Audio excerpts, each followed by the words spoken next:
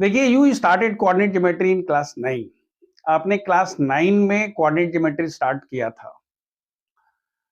तो शुरू के जो 10 से 15 मिनट होंगे, हम लोग वो 9th एंड 10th में व्हाटएवर यू हैव डन, हम ये मान के चल रहे हैं कि आपने पढ़ाई नहीं किया है 9-10 में, या अगर आपने किया है तो आपने उतना ध्यान से नहीं किया। ये हम नहीं बोल रहे समझ में नहीं आएगा, क्योंकि मैं आपकी बेइज्जती नहीं करना चाहता।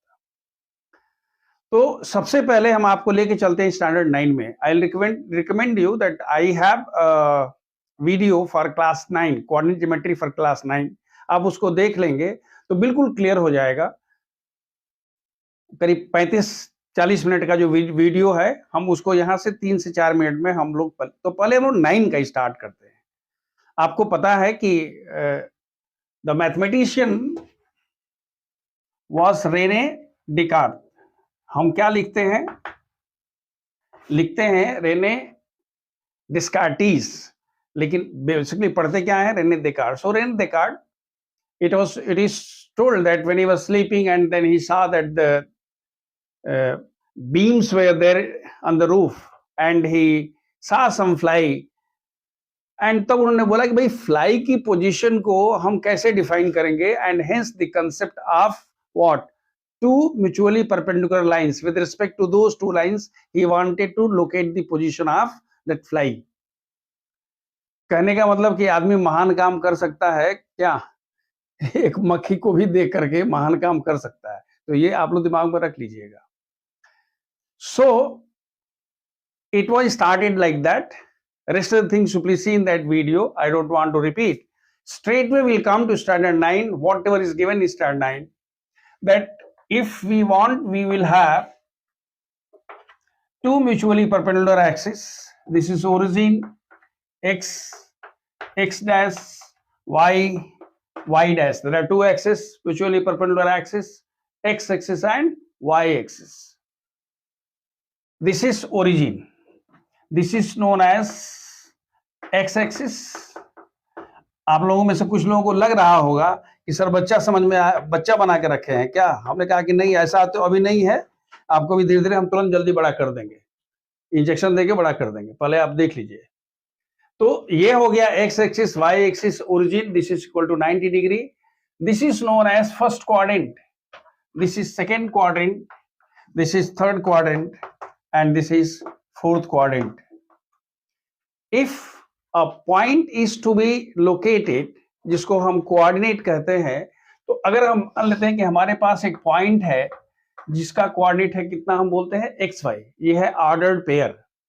तो अगर हम यहां से एक परपेंडिकुलर ड्रा करते हैं, दिस इज पी क्यू, तो ये जो डिस्टेंस है this is x and this one is y. Meaning if you have a coordinate x y, तो इसको हम बोलते हैं कोऑर्डिनेट। इसको क्या बोलते हैं? कोऑर्डिनेट बोलते हैं। एक्स को we call it abscissa and y is known as ordinate. X is known as abscissa, y is known as ordinate, and xy is known as coordinate. This is clear. So far what we have seen, there are two mutually perpendicular axes, x axis, y axis, intersecting each other at 90 degree. If there is any point in any one of the coordinate axis, any one of the quadrants, the first quadrant, second quadrant, third quadrant, fourth quadrant, so coordinate is represented by an ordered pair where the first one is x, second one is y. This name is abscissa, the second one is ordinate. One more thing, when you go this side, so this is 1, 2, 3 and so on so forth. This side -1, -2, -3. This side it is 1, 2, 3, 4 and this side -1, -2, -3, -4। मतलब इसके इधर x plus होता है, इधर x minus होता है, y plus होता है, y माइनस होता है। Meaning in the first quadrant x and x both are positive. In the second quadrant x is negative but y is positive. In the third quadrant x is negative and y is positive, and in the fourth quadrant x is positive and y is negative. So these are the different sign system, or you can say sign convention for the coordinates. Now if you want to locate some points, अगर इसमें से आप किसी points को locate करना चाहते हैं तो अच्छा एक और ध्यान रखिएगा, ये हमारे पास क्या था, एक्स वाई है। हमने कहा कि इसकी डिस्टेंस कहां से, when it is measured along y axis, याद रखिएगा मेजर्ड अलोंग वाई एक्सिस, तो हम बोलते हैं कि ये वाई है, ये डिस्टेंस वाई है। And measured along x axis means ये भी डिस्टेंस है, ये भी एक्स है, ये भी एक्स है, पूरा का पूरा क्या है, ये एक्स है। ये दिमाग में रखिए। अब सपोज कर लीजिए कि अगर p धीरे धीरे नीचे घटता है तो y घटेगा। When p comes to x axis, the value of y becomes 0. Means at x axis y is equal to 0. Similarly, at y axis x is equal to 0. So we have seen all these things. Now in class 9, अब हम लोग class 9 खत्म करने वाले हैं। अगर आपसे कोई बोलता है कि भाई एक पॉइंट हमको बताइए, एक पॉइंट है हमने वहां पर लिया था, एक पॉइंट है आपका 3, 4, एक पॉइंट क्या है, हमने कहा था 3, 4, 3, 4 कहां होगा, x इज इक्वल टू 3 यहां है, y इज इक्वल टू 4 यहां है, तो हमने कह दिया कि this point is how much, this point is 3, 4, याद रखिएगा। अगर आपसे कोई बोलता है कि -3, 4 कहां होगा, तो हम -3 यहां ले लेंगे और यहां ले लेंगे, तो हम ये कह दें कि भाई ये क्या हो गया, -3, 4। आप कहते हैं -3, -4, -3 तो ठीक है, -4 यहां पर है, then you take this point as what, -3, -4। Similarly if you take this one, so this point is equal to 3, -4। कोई जोड़ नहीं कि 3, -4 ही लेंगे, मैंने अपनी सुविधा के लिए ले लिया था ताकि we can have the idea about this. So this is how we represent the point. If someone says you have to represent the point 5, 0, तो आप क्या करोगे, x इज इक्वल टू, याद रखिए 3 हो गया, ये 4 हो गया, ये पॉइंट कहां होगा, ये पॉइंट हो जाएगा 5, 0। अगर आपसे कोई बोलता है कि भाई हमारे पास बताइए 0, -6, याद रखिए 0, -6 कहां पर होगा, नीचे आएगा, 4 हो गया, ये 5 हो गया, ये 6 हो गया, तो ये पॉइंट कितना हो गया, 0, -6. As I have told you, on x-axis y is equal to 0 and at y-axis x is equal to 0. So keep this one in mind. अब एक बात और मैं इसमें जोड़ दूं कि अगर बाई चांस आपके पास ये दिया हुआ है और कोई पूछता है कि भाई बताइए ये पॉइंट A है, B है, C है और D है, तो what is the length of AB? तो लेंथ निकालते समय बोलते हैं 3A है, 3 है, सब मिला कितना हो गया, 6 हो गया। अगर आप कहते हो कि AD की लंबाई कितनी है, तो then you should say 4 + 4 is how much, 8। तो इस तरह से इसकी लेंथ निकल सकती है। बाकी रिलेटेड क्वेश्चन, जैसे अगर कोई पूछता है कि भाई आप बताइए ना कि ये वाली लंबाई कितनी है, what is the distance OA, इसकी चर्चा हम अभी तुरंत करने वाले हैं। तो यहां से देख करके आप कह सकते हो कि भाई देखो ये तो 3 है और ये 4 है, तो ये कितना हो जाएगा, 5 हो जाएगा। अगर आप यहां से यहां तक निकालना चाहते हो तो ये डिस्टेंस आपकी कितनी है, 6 है, ये 8 है, तो ये कितना हो जाएगा, 10 हो जाएगा। So this is all about whatever we have done in class 9. 9 का कोर्स खत्म। अब हम आपको लेके आते हैं क्लास 10 में। क्लास 10 में आपने क्या पढ़ा था, याद है कुछ, थोड़ा थोड़ा गुजरा जमाना याद है कि भूल गए? देखिए, अब हम जब क्लास 10 की बात करते हैं तो क्लास 10 में हमने पढ़ा था, सबसे पहला फॉर्मूला पढ़ा था, वो था डिस्टेंस फॉर्मूला, याद आ रहा है? ये जितना हो गया 9 कोर्स खत्म, 5 मिनट में लाइन 9 खत्म। अब हम 10 में आते हैं। 10 में आपने सबसे पहला फॉर्मूला क्या पढ़ा था? The first one was distance formula. What is this distance formula? आपने कहा कि if we have a point x1, y1, there is a point B, x2, y2, and you want to find the distance. I'm not going to detail. So the distance between A and B is equal to under root x2 minus x1 whole square plus y2 minus y1 whole square. This was the first formula you have seen in class 10 and it is very widely used throughout. आप जिस class में भी जाओगे ये आपको use होगा ही होगा। अब देखिए, एक पॉइंट तो ये है। दूसरा, अगर कोई पूछता है कि भाई ठीक है ये तो हमको समझ में आ रहा है, what is the distance of a point A, that is x1 y1 from the origin. याद रखिएगा, ओरिजिन मतलब क्या हुआ जी, 0 0, बल्कि हम इसको ऐसे लिख दें O 0 0. तो आप क्या लिखते हो, यहां पर आप करोगे OP is equal to under root, क्या लिखते हैं, x1 square plus y1 square. वो कुछ खास नहीं है, x1 minus 0 whole square plus y1 minus 0 whole square, तो कितना हो गया, under root x1 square plus y1 square. अब जो हम कहना चाहते हैं वो देख लीजिए. अगर सपोज कर लीजिए कि हमारे पास ये भाई दो तो फार्मूला हो गया, एक हम आपको छोटा सा क्वेश्चन देखते हैं, एकदम बच्चा लोला सवाल देखेंगे, but it will have an impact, इसमें आपको मजा आएगा. आपसे क्वेश्चन कहा जाता है कि find the, just I am giving one example, let CHK and PXY be 2 points. CHK and PXY be 2 points. Then find CP square first. Second, if CP is equal to R, then express it in terms of R. ये मैंने एक छोटा सा question दिया. इस particular example को लेने का याद रखिएगा, ये किसी किताब में नहीं दिया हुआ है. ये आप जब आगे बढ़ेंगे तो समझ में आएगा कि सर ने ये वाला क्यों दे दिया. तो इसको आप ध्यान से देखिए.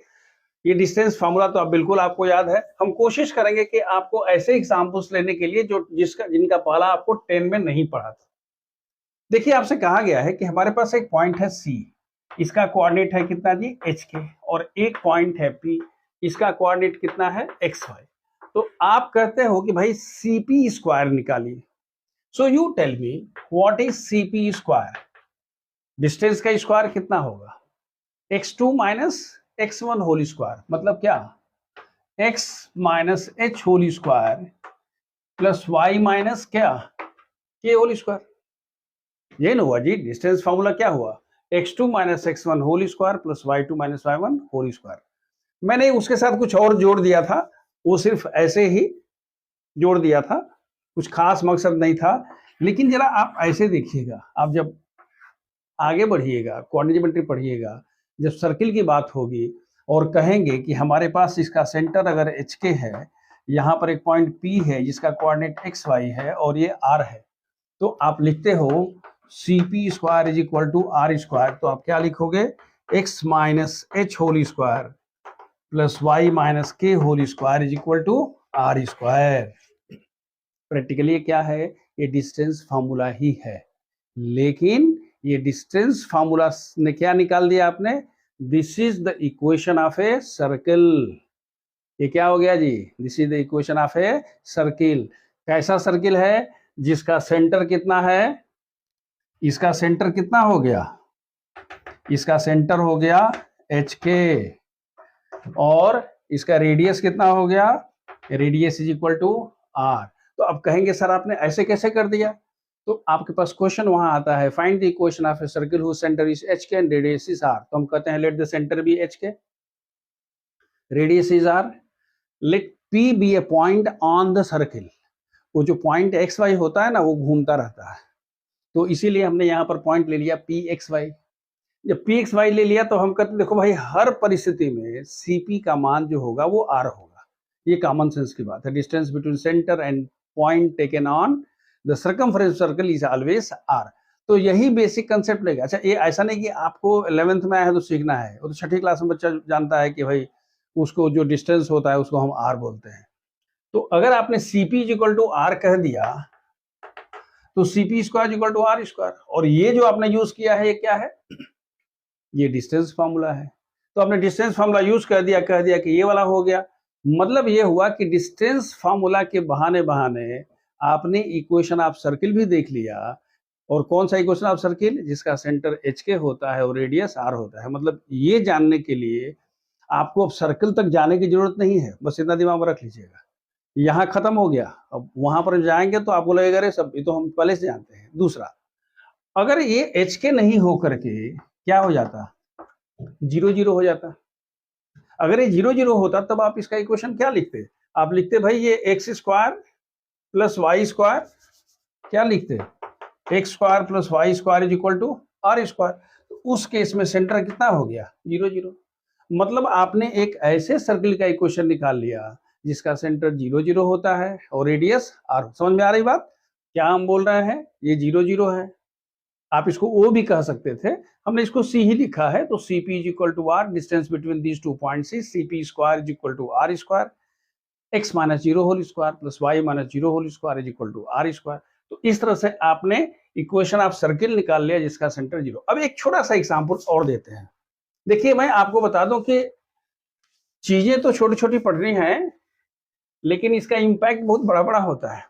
जैसे एक छोटा सा एग्जांपल दे दें, आपसे पूछा जाए कि ये एग्जांपल नंबर 2 है, फाइंड द डिस्टेंस बिटवीन, ये अपने से लिख लीजिएगा, हम छोड़ रहे हैं तो ये मत कि आप भी छोड़ दीजिएगा, है कि नहीं। जैसे टीचर बोलता है ना कि लिख लेना, तो टीचर फाइंड लिखता है तो बच्चा फाइंड भी नहीं लिखता है, वहीं करके रख देता है। तो क्लासरूम नहीं है। यहाँ अगर आप जुड़े हुए हैं तो अपने चाय से जुड़े हुए हैं, इसलिए प्यार से इसको देखिए। वीडियो देख रहे होंगे तो अपने से देख रहे होंगे, आपका चॉइस है, आपका क्लास में बैठना आपकी मजबूरी होती है।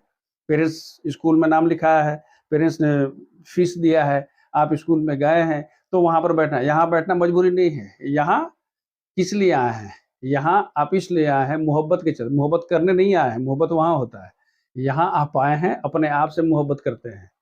You want to do something in your life, that is why you are coming or you have come here or you are watching this video. So just see, find the distance between 2 points. Let's suppose that I am writing PAB and QA plus R cos theta B plus R sin theta. आप ध्यान से देखिएगा क्या हमने दिया है, you to find the distance between 2 points P and Q। बड़ा easy है, ये x1 y1 है, x2 y2 है। एक बात और दिमाग में रखिएगा कि इट इज नॉट, मैं कुछ भी आपको बताऊंगा उसका कोई ना कोई उसमें जरूर बात होगी। मतलब ऐसा नहीं कि चलते चलते मैंने कुछ भी बोल दिया, मैं उतना बड़ा संत नहीं हूं। Any example I am giving, it will have an impact and it will have an bending on something. बिना उसके हम नहीं आपको बताएंगे, आप दिमाग में रख लीजिएगा। अब यहां देखिए क्या होता है, अगर आप लिखते हैं PQ तो PQ का मान क्या होगा आपको पता है, x2 minus x1 whole square, this minus this whole square. So क्या हो गया, r cos theta whole square, r sin theta whole square, this is equal to r square cos square theta plus how much sin square theta, ये हो गया under root, this is equal to r square under root, this is equal to r। कुछ समझ में आ रहा है, ये वाला क्या समझ में आ रहा है, नहीं समझ में आ रहा। चलिए आपने डिस्टेंस निकाल लिए, अब मैं बता दूं कि ये होता क्या है। ये अगर आप यहां से सिर्फ आप ये लिखते कि इफ, ध्यान से देखिएगा, ये आप एक नोट में बता रहा हूं आपको, if x is equal to a plus cos theta and y is equal to b plus sine theta, मेरे साथ साथ चलिएगा, ठीक है। x is equal to a cos theta, y is equal to b sin theta, then eliminate theta from here। यहां से theta को eliminate करना है। तो एलिमिनेट करना माने क्या है, खत्म करना है।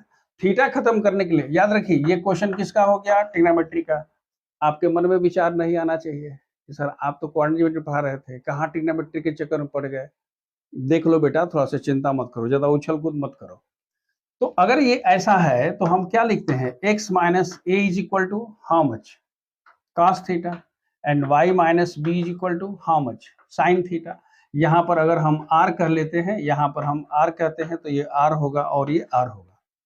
अब जो मैं कह रहा हूं उसको ध्यान से देखो, हम कहते हैं squaring and adding, squaring and what, adding.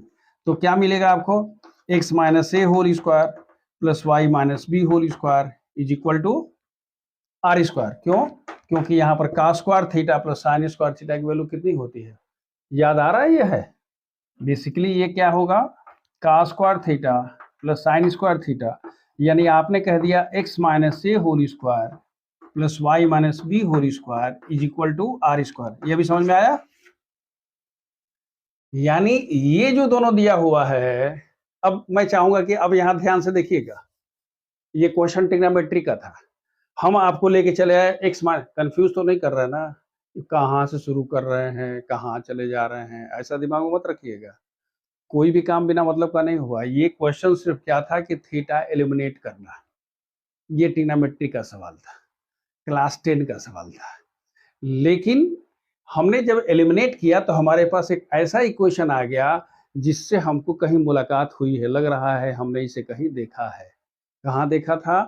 अभी तो बताया था कि ये एक ऐसा सर्किल है जिसका सेंटर कितना है जी, ए बी है, और जिसकी रेडियस कितनी है, आर है। यही तो बताया था ना, x minus h whole square plus y. अब बोलते देखे नहीं है, सियारा वही है, रंग में बदल दिया है। तो यहाँ पर खाली वहाँ एच के था, यहाँ ए बी हो गया है, वो तो कुछ हम थोड़ा किए हैं। तो ये क्या हो गया, x minus a whole square plus y minus b whole square is equal to how much, r square. That becomes the equation of what, circle. लेकिन मैं आपको ये बताने के लिए नहीं, थोड़ी इसको थोड़े लेके आए थे, हम तो आपको ये बताने आए थे कि भाई देखिए, ये जो दिखाई दे रहा है ना, क्या x is equal to a plus r cos theta and y is equal to b plus r sine theta, ये पैरामेट्रिक इक्वेशन ऑफ सर्किल है। क्या है जी? नोट कर लीजिएगा, जो लोग कंपटीशन वगैरह की तैयारी कर रहा है। अब थोड़ा सा धीरे धीरे प्यार को बढ़ाना है, हद से गुजर जाना है ना। तो x इज इक्वल टू ए, ये क्या है? This is the parametric equation of a circle. ये किसी सर्किल का पैरामेट्रिक इक्वेशन है। वो वाला जो था वो क्या आया था, वो कार्टेशियन इक्वेशन था। तो ये डिस्टेंस फार्मूला हुआ। अब लगे हाथ एक चीज और हम लोग देख लें जिसकी जरूरत पड़ती है। हम कहते हैं कि शो दैट, एक एग्जाम्पल नंबर 3 देखिए, show that a point P A cos theta plus B sin theta A sin theta minus B cos theta, show that if P is equal to this much, then OP is independent of theta, independent of theta। अब 10 का एक unit खत्म हो रहा है। 10 जो आपको पढ़ाने में टीचर ने 4, 5, 6 पीरियड लगाया होगा ना, आपने 5 मिनट में खत्म कर लिया। बस इतना ही वहां पर आप पढ़े थे। सब मिला दिया हमने, ट्रिग्नोमेट्री मिला दिया, थोड़ा पैरामेट्रिक भी डाल दिया, थोड़ा सा डिस्टेंस भी लगा दिया, इक्वेशन ऑफ सर्किल भी निकाल लिया, equation of circle with centre 0 0 भी कर दिया।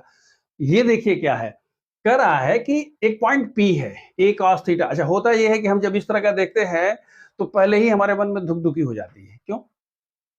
ये सब क्या है? अभी तो सर बोले थे कि एक्स वाई आता है, ये सब cos थीटा sin थीटा। डरिए नहीं, बहुत आसान है ये। तो ये बेसिकली x1 है और ये क्या है, y1 है। आपसे पूछ क्या रहा है? पूछ रहा है कि इसकी डिस्टेंस कहां से, फ्रॉम द ओरिजिन। कुछ नहीं अगर कहा जाता है तो O स्टैंड फॉर ओरिजिन। तो कहता है OP is independent of theta. आप चाहें तो शराफत दिखा सकते हैं, where O is the what, origin. अब देखिए, आपने तो पढ़ा है, इसका सॉल्यूशन तो बहुत आसान है जी। आपने क्या पढ़ा था?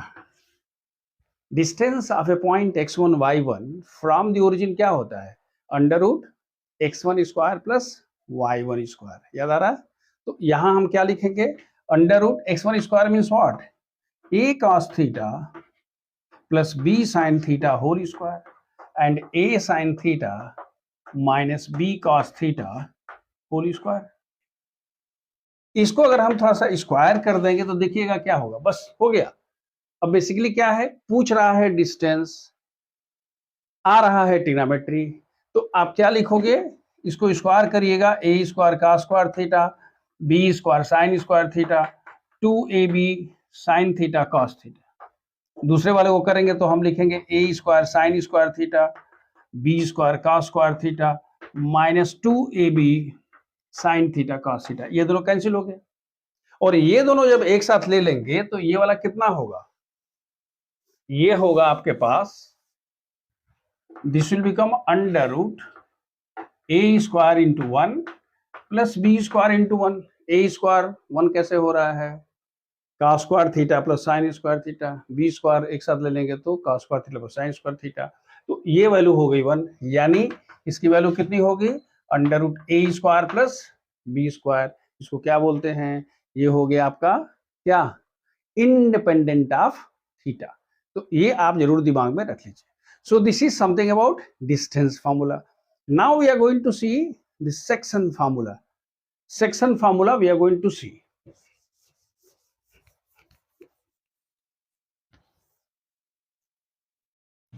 देखिए, जो दूसरा इसका है यूनिट जो है, जो दूसरी आर्टिकल है वो है सेक्शन फार्मूला. सेक्शन फार्मूला में आपने क्या पढ़ा था, दो डिवीजन पढ़ा था, हालांकि आपको सिर्फ एक ही पढ़ाया गया था, हम दोनों बता देते हैं. अगर आपके पास एक पॉइंट ए है, दूसरा पॉइंट बी है, the coordinate is x1 y1 and this coordinate is what, x2 y2, and there is a point p.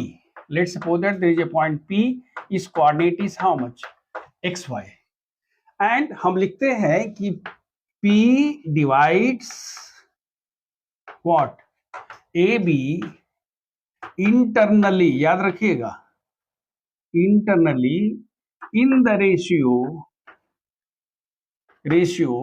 m is to n. इसका मतलब ये हुआ कि ये m है और ये क्या है, n है. वो नहीं है, इसका मतलब क्या हुआ जी कि AP by PB is equal to क्या है, m बाई n है. यानी अगर AP बाई PB की वैल्यू 2/3 है तो उसकी लंबाई 4/6 भी हो सकती है, 8/12 वगैरह वगैरह.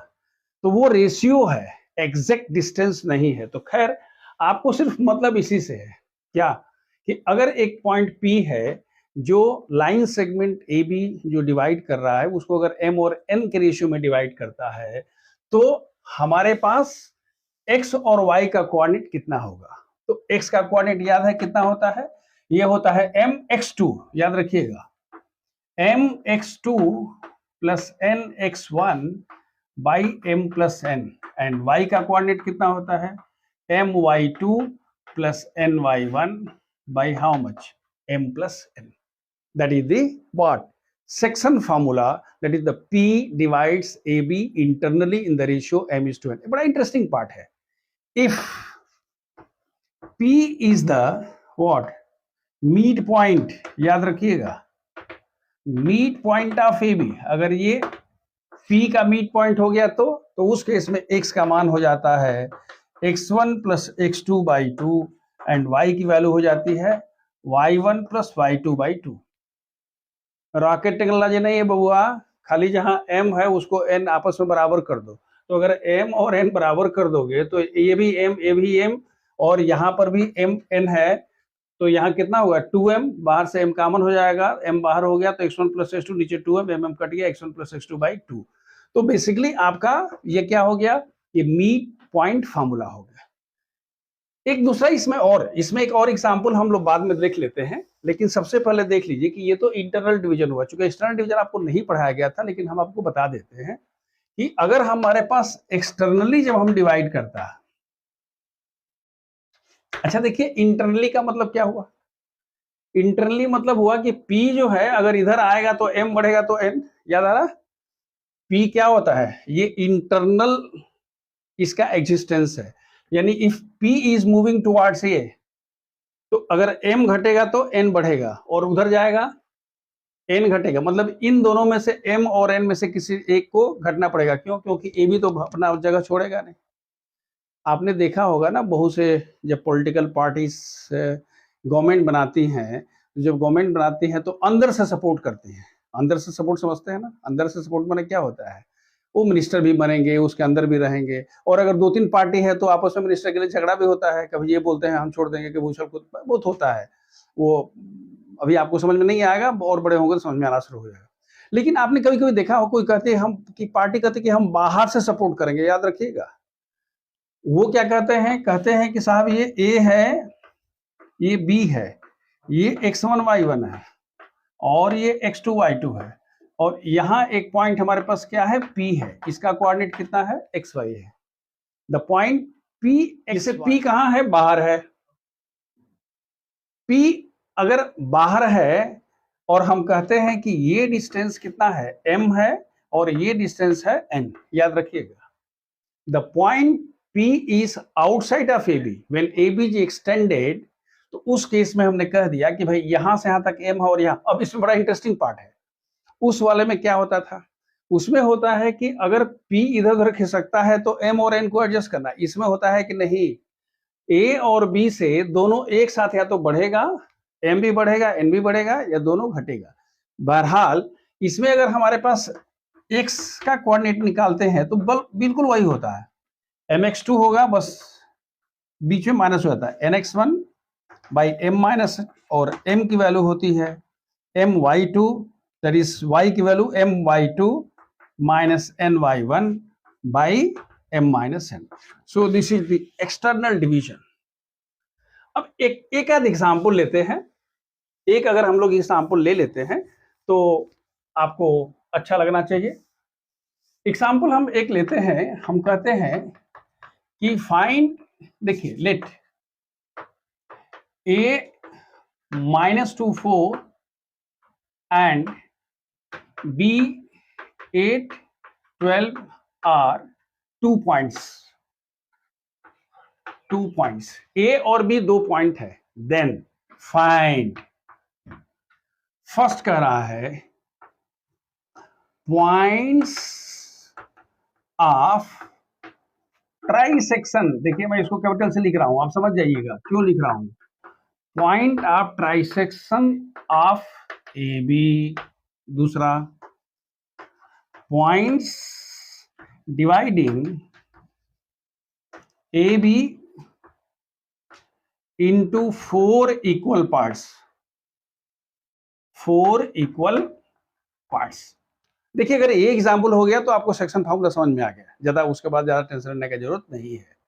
सबसे पहला देखिए, आपसे कह रहा है पॉइंट ऑफ ट्राइसेक्शन, हिंदी में हम लोग क्या बोलते हैं, वी कॉल इट समत्रिभाग, 3 बराबर बराबर भाग में बांटने के लिए।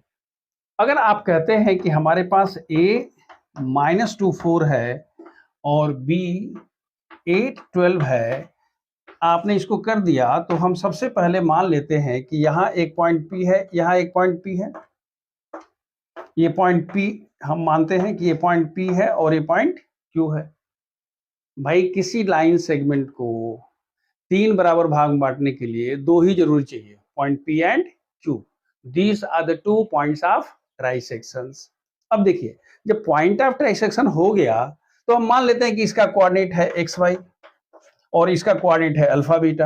आप सपोज कर लीजिए, when you are talking about the, just see I am writing for P, P के लिए क्या है, P के लिए ये M है और ये N है, ध्यान से देखिएगा।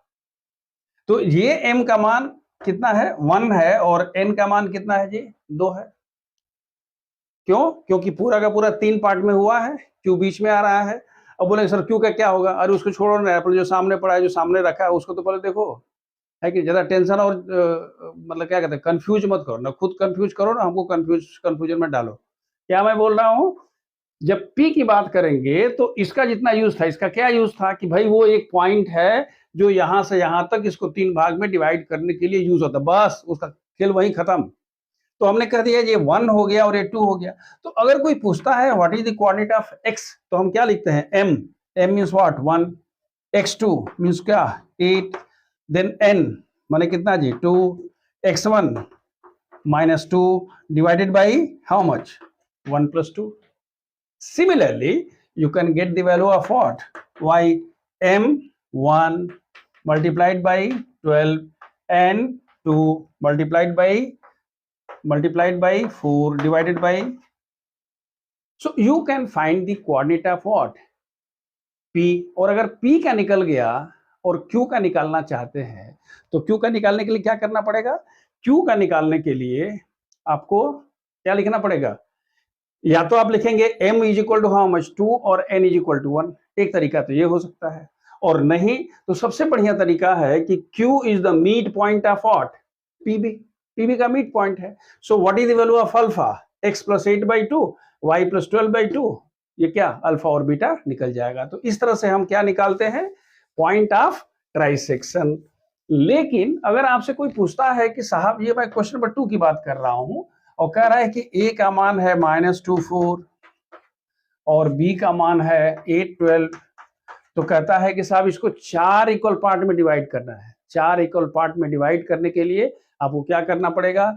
3 पॉइंट्स की जरूरत पड़ेगी। ये P हो गया, Q हो गया और R हो गया। अब अच्छा तो ये लगेगा जो हम लोगों ने ज्ञान अर्जित किया है कि भाई P निकालना है तो ये कितना हो गया? 1 है और ये कितना है? 3 है। हम P का निकाल सकते हैं। ये 2 है ऐसे करके। लेकिन अगर थोड़ा सा हम स्मार्टली भी बिहेव करेंगे तो हम भाई कहीं हम ऐसा थोड़े है कि हमने भगवत गीता पर हाथ रख के बोला है कि जब भी करेंगे तो P निकालेंगे, नहीं तो हम नहीं निकालेंगे। भाई हम पहले क्यों निकाल लेते हैं ना भाई। क्वेश्चन में तो दिया नहीं है कि नहीं पहले पहला वाला निकालिएगा, फिर दूसरा वाला निकालिएगा, फिर तीसरा निकालिएगा, ऐसा तो है नहीं। यहाँ कोई प्रोटोकॉल तो है नहीं। तो भाई हमारी हमारी मर्जी है, हमारी बकरी है, हम चाहे मुंडी की तरफ से काटे चाहे पूंछ की तरफ से काटे, बकरी तो मेरी है ना। तो क्या करने का है कि भाई हमारे पास पी क्यू आ रहा है तो हम पहले क्यू का निकालते हैं। अब ध्यान से देखिएगा, हमको सेक्शन फॉर्मूला यूज करने की जरूरत है, मिड पॉइंट फॉर्मूला से हो जाएगा। तो क्या मिड पॉइंट फॉर्मूला होता है? x1 plus x2/2 y1 plus y2/2। तो इसका कोऑर्डिनेट कितना हो गया? -2 प्लस 8 डिवाइड बाई 2 और यहाँ हो गया 4 प्लस 12 डिवाइड बाई 2। ये किसका कोऑर्डिनेट हो गया? क्यू का। यानी क्यू क्या कोऑर्डिनेट हो गया हमारे पास? 3 एंड 8। इसका कोऑर्डिनेट कितना हो गया जी? 3 8। क्यू निकल गया। फिर हम पी को निकालने चलेंगे तो फिर हम उसको भूल गए। हम बोले भाई पी तो इन दोनों का मिड पॉइंट है और अगर आर का निकालेंगे तो आर इसका मिड पॉइंट है। हाँ, सावधानी बरतनी है, ये गड़बड़ नहीं होना चाहिए, क्योंकि अगर ये गड़बड़ हो गया तो सब गुड़ जो है ना वो गोबर हो जाएगा। इसलिए ध्यान रखना है कि ये एकदम सही सही, बल्कि 2 बार इसको चेक करना है।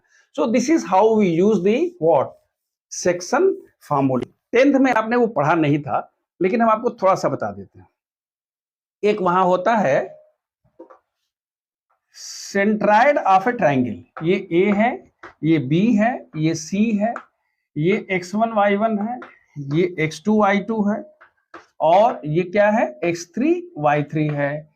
तो इसका जो सेंट्राइड होता है, हम मान लीजिए जी हम लिखते हैं, तो इसका जी का कोऑर्डिनेट कितना होता है? देखिए कोऑर्डिनेट ऐसे लिखते हैं ना, इसका कोऑर्डिनेट कितना होता है? x1 plus x2 plus x3/3 and y1 plus y2 plus y3/3। हमको ये मत बताइएगा कि सर हमारे सिलेबस में नहीं था, ये नहीं था।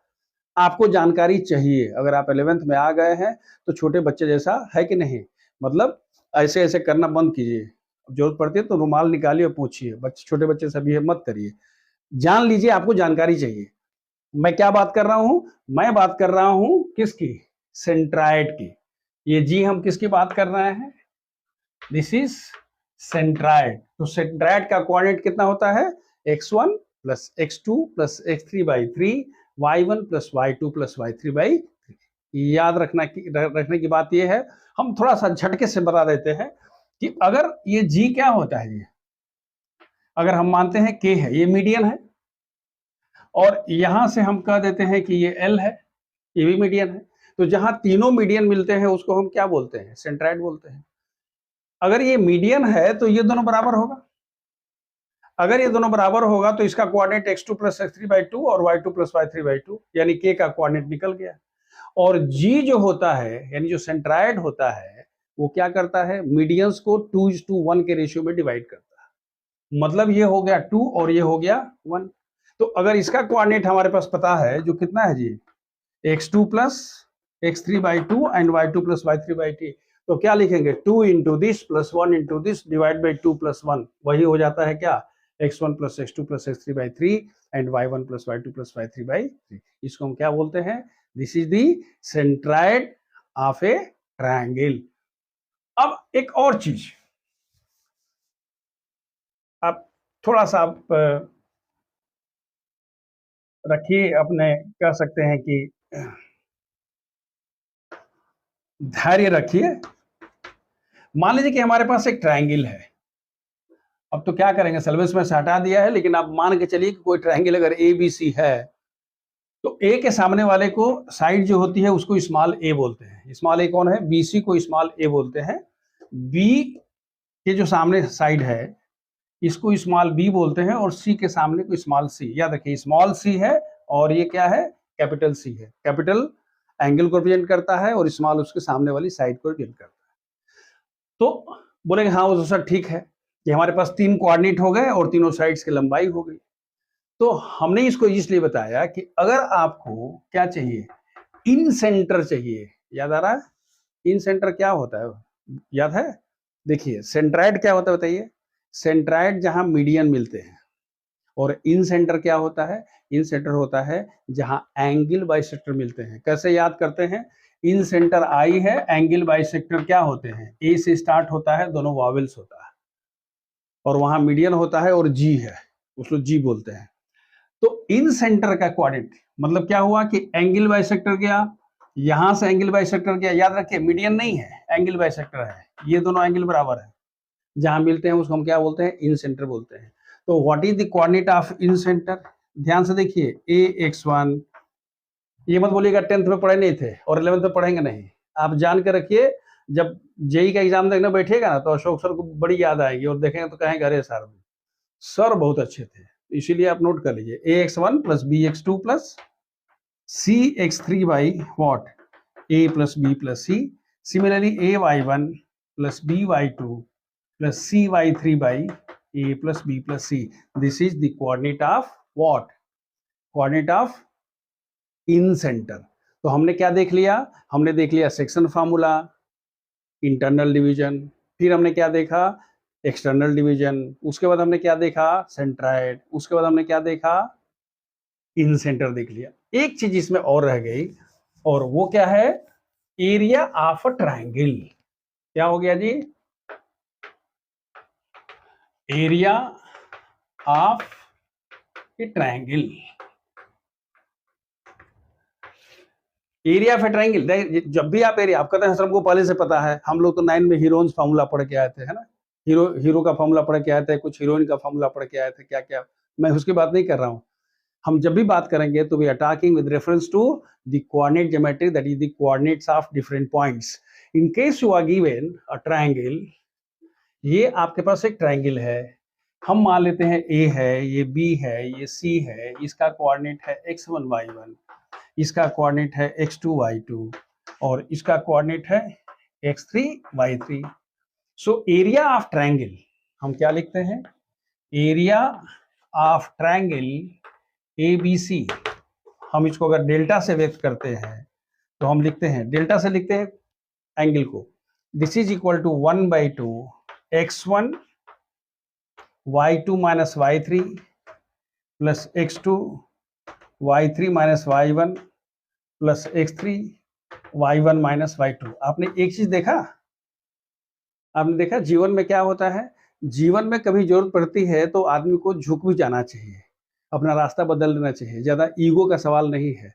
अगर हम नहीं झुकते, देखिए हम जब वहां से चले थे तो शुरू में हमको ध्यान नहीं आया था क्या, तो अगर हम आते तो इस पर या तो उससे जाकर लड़ जाते और नहीं तो इसको मिटाते।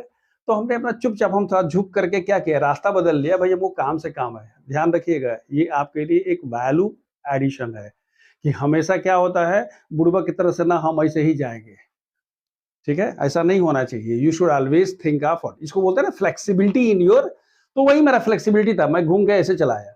अब इसमें बड़ा इंटरेस्टिंग चीज है, हम याद कैसे करते हैं, कुछ नहीं करना है जी, आप यहाँ लिखिए 1 2 3, आप ऐसे ही तो कर रहे हैं। पहले आपने क्या लिखा है, 1 से स्टार्ट किया 1 2 3, फिर आप लिख रहे हैं क्या 2 3 1, और तीसरा क्या लिख रहे हैं 3 1 2। देखिए 1 2 3 2 3 1 और क्या 3 1 2, यही लिखे। पहले वाले को यहाँ x कह दीजिए, यहाँ y कह दीजिए, y कर लीजिए, बीच में ब्रैकेट कर दीजिए, माइनस कर लीजिए। यहाँ x कह दीजिए, यहाँ y कह दीजिए, y कर दीजिए, बीच में माइनस कर लीजिए। यहाँ x कह दीजिए, यहाँ y कर दीजिए, बीच में माइनस कर दीजिए, बीच में प्लस हो गया। मतलब क्या हुआ, कैसे याद करेंगे मैंने आपको बता दिया। तो ये क्या हो गया, this is the area of a triangle. लेकिन अगर आप इसको ऐसे लिख लेंगे तो मुझे बड़ा आनंद आएगा, आपको आनंद आएगा, लेकिन आपको 12वीं में जाएंगे तब, या कोई एक हम वीडियो जब बना देंगे डिटर्मिनेंट पर, तो तब आपको और मजा आएगा, specially if you are preparing for competitive examinations. तो अगर आप इसको ऐसे लिख लेंगे तो और मजा आएगा। ये क्या है?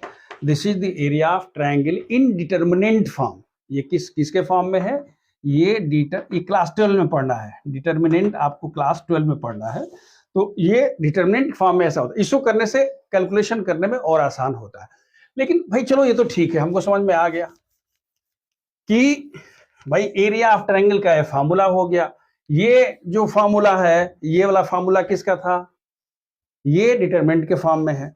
तो अब अगर कोई ये पूछता है कि सर अगर एरिया ऑफ ट्रायंगल 0 हो जाएगा तो, if you say area of triangle is equal to 0, याद रखिए मैं कर्नर ही कह रहा हूं, हम कहते हैं इसको बोलते हैं कंडीशन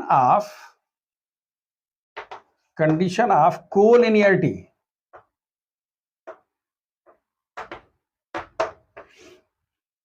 अगर 3 पॉइंट है ए बी सी, हम कहते हैं यहां ए है, बी है, सी हो गया, तब इसका एरिया ऑफ ट्रायंगल कितना होगा? आप सोचिए देखिएगा, ए बी सी हमारे पास अगर 3 पॉइंट्स हैं तो what is the area of triangle?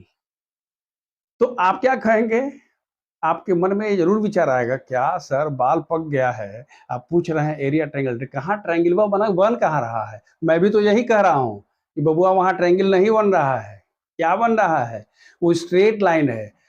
अच्छा कह रहे नहीं, अच्छा आप कह रहे हैं नहीं बन रहा, हम कह रहे हैं बन रहा है। सोच के देखिए, तो आप बोल रहे हैं कि तब अगर बन रहा है तो उसका एरिया निकाल के देखिए। हमने कहा उसका एरिया कितना होगा? Its area should be equal to 0। Clear हो गया? तो हमने कहा एरिया 0 हो गया, तो उस केस में हमारे पास कंडीशन क्या हो गई? x1 y2 minus y3 plus x2 y3 minus y1 plus x3 y1 minus y2 is equal to how much? 0। तो ये क्या हो गया? इसको बोलते हैं कंडीशन ऑफ कोलिनियरिटी। यानी आपको कंडीशन ऑफ कोलिनियरिटी अलग से याद नहीं करना है, एरिया ऑफ ट्रायंगल वाले में 1/2 को हटा देना है। अगर आप 1/2 करके लिखेंगे तो भी चलेगा। तो ये हो गया area of triangle and condition of collinearity. छोटा सा एग्जांपल देखिए, शो दैट द पॉइंट्स, एक छोटा सा इस पर एग्जांपल देते हैं, A B plus C, B C plus A and CA plus B are collinear. A B plus C, B C plus A and C A plus B are collinear. अब देखिए collinear होने के लिए ये क्या है जी? x1 है, y1 है, x2 है, y2 है, x3 है, y3 है। टीचर आपको लिखवाता था ना 10th में, क्या लिखते थे? लिखो x1 is equal to this, y1 this, x2 this, y3, फिर बोलता था ये फॉर्मूला लिखो, फिर उसमें ले जाकर घुसाओ, फिर ऐसे करते थे ना। अब वो जरूरत नहीं है, लिखिए x1 मीन्स व्हाट? a, और फिर कहते हैं दूसरा क्या हम कह रहे हैं? y2 x1 y2 minus y3, y2 का मान क्या है जी? c प्लस a है। एंड व्हाट इज y3 का मान है a माइनस बी, तो माइनस a माइनस बी। आप जब सबको रखिएगा तो इसकी वैल्यू कितनी हो जाएगी? 0। और इस तरह से आप कह देंगे that is the area of. मतलब ये हुआ कि आपने अब तक क्या क्या देख लिया। सबसे पहले आपने देखा कि भाई हमारे पास just we see in we'll have in 2 to 3 minutes we'll recap. At first we have seen there are two René Descartes, लिखते हैं डेस्कार्टिस, पढ़ते हैं देकार्त, और उसी से हम लोग बोलते हैं कार्टेजियन फॉर्म है ये वही महाराज है, मक्खी उक्खी को देख करके और वही शुरू किए थे। वहां से सीखने की बात यह है कि मक्खी को देख करके भी आदमी महान बन सकता है। आप भी कोशिश करिएगा, मक्खी को देख के, बिल्ली को देख के, बकरे को देख के, भैंसे को देख के, जो से भी आपको देखना हो। दूसरी बात देखिए, आपने पहले वहां देखा था कि there are two mutually perpendicular axis, x axis, y axis. Then आपने कहा 4 quadrants, first, second, third, fourth, then abscissa, ordinate और उनकी लोकेशंस। फिर आपने देखा क्लास 10 में आपने क्या देखा था? Distance between 2 points, distance of a point from the origin. Then we have seen section formula, section formula external, then हमने क्या देखा, हमने देख लिया था centroid of a triangle, then in centre फिर हमने देख लिया, फिर एरिया ऑफ ट्राइंगल देखा, कंडीशन ऑफ कोलिनियरिटी देख लिया। लगे हाथ आप सिर्फ एक चीज हम आपको बता दे रहे हैं और वो होता है लोकस। ये याद रखिएगा, बहुत काम की चीज है, ये लोकस है। लोकस की चर्चा हम लोग अगले क्लास में स्टार्ट करके and then will start in class 11। देखिए करीब करीब 1 घंटा हो गया। Now will take a break of 20 minutes and will meet after 20 minute. आप लोग भी खाना खा लीजिए क्योंकि बहुत लोग स्कूल से आए होंगे और हम भी खाना खा लेते हैं। तो we will meet after 20 minutes. Thank you.